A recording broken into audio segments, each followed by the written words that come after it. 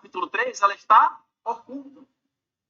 Mas um dia, essa vida que está em mim e você, ela será plenamente manifesta. Louvado seja o Senhor. Cristo será admirado nos seus santos. E isso para a glória do Senhor. Então, um dia, quando o Senhor voltar, Ele irá nos arrebatar. E nós teremos corpos glorificados. E nós estaremos para sempre com o Senhor. Essa é a salvação preparada para revelar-se no último tempo. Mas aí, nós chegamos agora no versículo 6. Até então, nós falamos do que Deus fez. Lá no passado, Deus nos regenerou. Pela sua infinita misericórdia e graça. Falamos do que Deus irá fazer. No futuro, Ele virá. E Ele irá se revelar a nós para nos entregar uma herança incorruptível.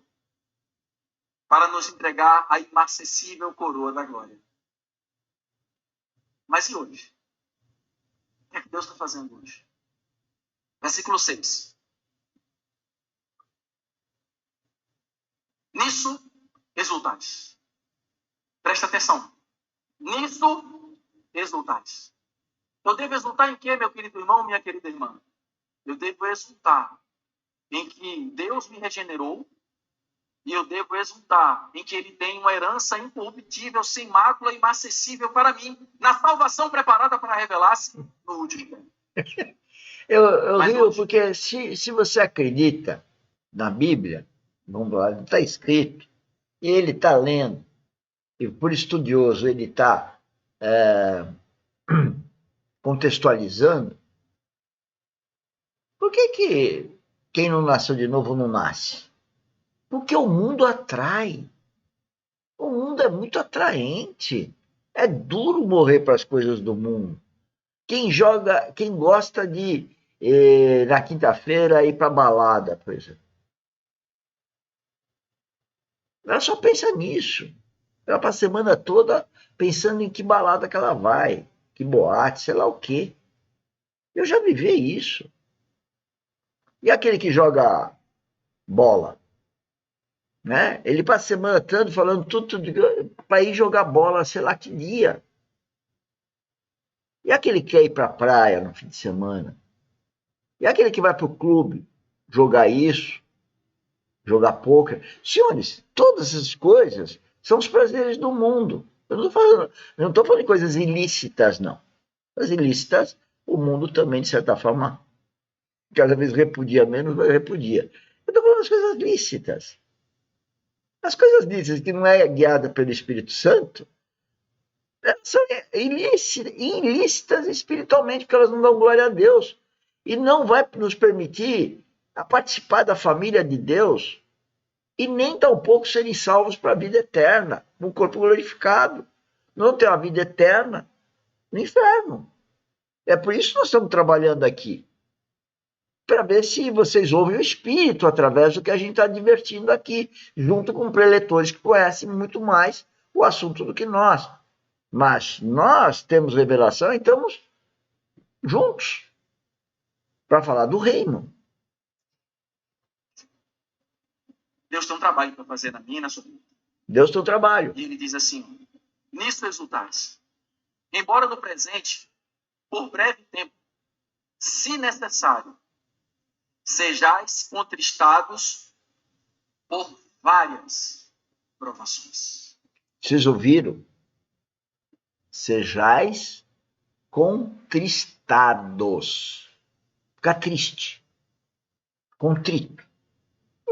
Chorar. Tristeza. Por várias razões.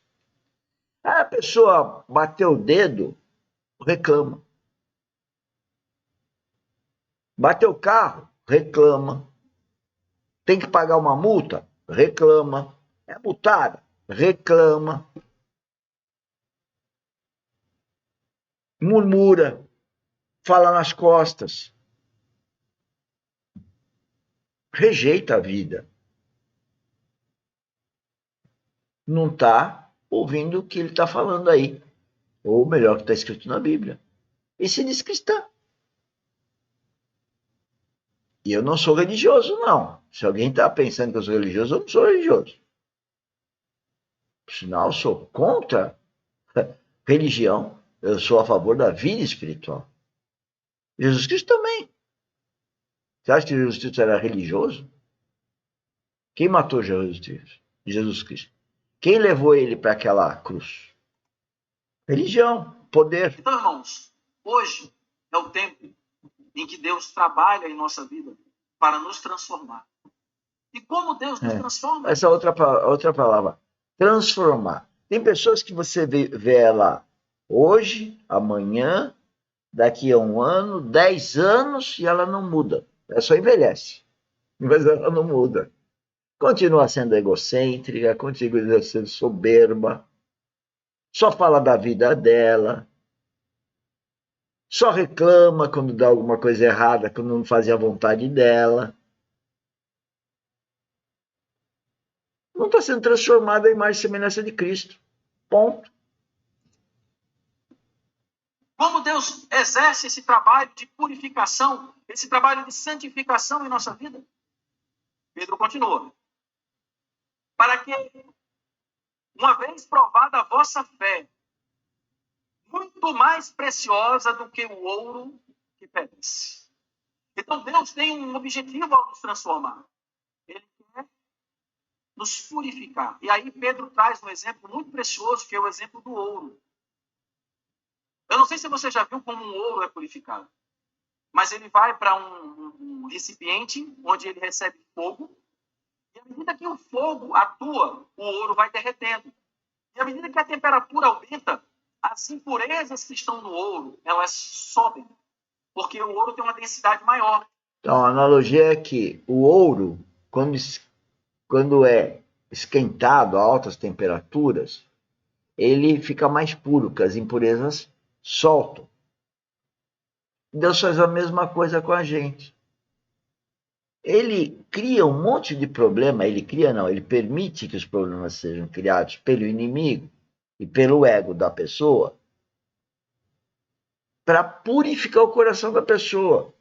Mas à medida que a pessoa está no mundo, ela reclama de Deus purificando-a.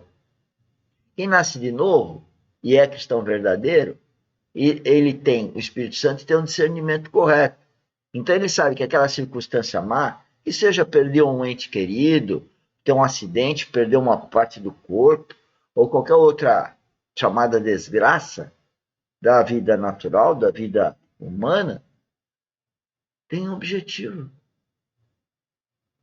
Deus tem um objetivo, que é forjar as pessoas que estão passando por aquela circunstância difícil a imagem semelhante de Cristo. Sabe o que acontece? As pessoas pegam, tem lá as famílias hipócritas. A família hipócrita é assim. A pessoa vive uma hipocrisia danada, mas quando mexe com dinheiro, briga um com o outro.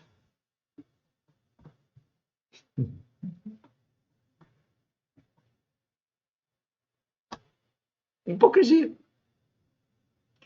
A família hipócrita é aquela que todo mundo fala o que o outro quer ouvir. Se um não falar o que o outro quer ouvir, dá encrenca. Já a família de Deus, não. No entanto que Jesus Cristo foi o maior exemplo. Ele encarnou e só teve dificuldade. Desde o ventre de Maria, que queriam matá-lo, pô. E conseguiu, né? Conseguiu? Não, ele deixou.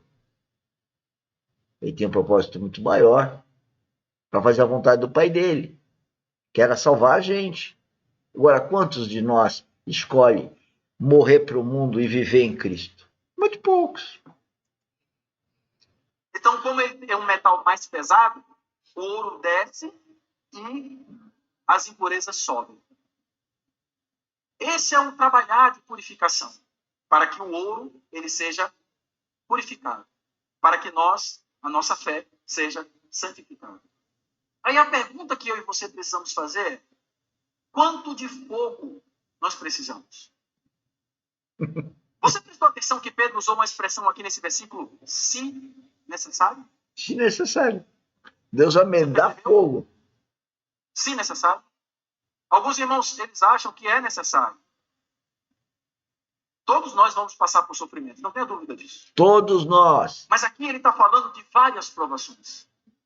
De situações de muita perseguição. que era justamente o que os irmãos... Que as coisas vão piorar. Essa carta que Pedro escreveu era para irmãos que tinham sido perseguidos, que tinham sido... os seus bens tinham sido tomados deles, tinham sido expulsos